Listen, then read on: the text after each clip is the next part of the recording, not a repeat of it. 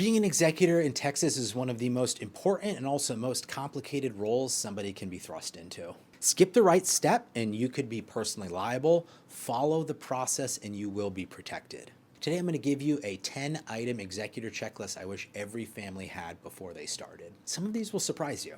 My name's Nate. I'm a certified probate real estate specialist here in Austin, Texas. I work with executors every week, and this is a checklist based on situations I've seen go perfectly and situations that I would avoid repeating. The 10-item checklist. Number 1, locate and file the will. The will must be filed with the probate court here in Texas. You have up to 4 years after the time of death, but do not wait. Sooner is better. Number 2, apply to open the estate. File an application with the county probate court. This officially starts the process and gets the ball rolling on the legal side of things. This is also required before you can take any action on the property or assets. Step 3, obtain your letters testamentary. This is when you actually go in front of the judge at the probate court. You are officially confirmed as the executor or administrator of the estate, and you have legal authority to act on behalf of the estate. Step 4, secure and insure the property. Make sure there aren't squatters in there. Contact insurance. Make sure that they're aware the property is vacant and that it is still fully covered so you don't run into a catastrophic situation if there's an issue at the house. Step number 5, create an inventory of the estate's assets. Texas law requires executors to create a formal inventory of the estate. This includes property, bank accounts, vehicles, personal property, everything.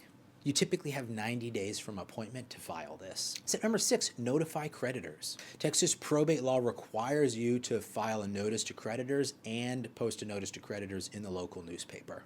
Creditors can then set a period to make claims against the estate. Step number 7, pay valid debts of the estate. Don't pay from your own pocket. If the estate has funds, you're going to want to use those to pay any debts or obligations on behalf of the estate. If the estate doesn't have funds, typically they'll generate them from the sale of property. Debt should be paid in the correct order of priority under Texas law. Step number 8 is file a final tax return for the deceased. A federal income tax return may be required for the year of death. If the estate generates income, like for instance rental property, a separate return may need to be filed. Talk to a CPA. Step number 9, get a professional property valuation. For tax purposes and for fairness among heirs, you need to know what the estate property is worth and what it was also worth at the time of death. This is where I come in. This is what I do for a lot of families as part of the process. Step number 10, distribute assets and close the estate. Only after debts are paid, taxes, other obligations of the estate, then you can disperse all of the proceeds of the estate to the heirs as directed by the will.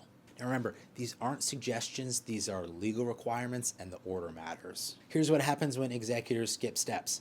Heirs sue each other. Guess how I know? I've been there myself. Creditors come after the estate and title companies won't close a sale. I've seen all of it.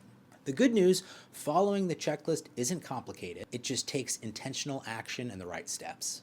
If you'd like to know how all this stuff applies to your specific situation, I'm happy to hop on a 15-minute call. All of my information is in the description down below. You'll also find a link to the free Executor and Heirs Guide to Probate Real Estate. Check that out, subscribe for more probate videos, and let me know if there's anything in the world I can do for you.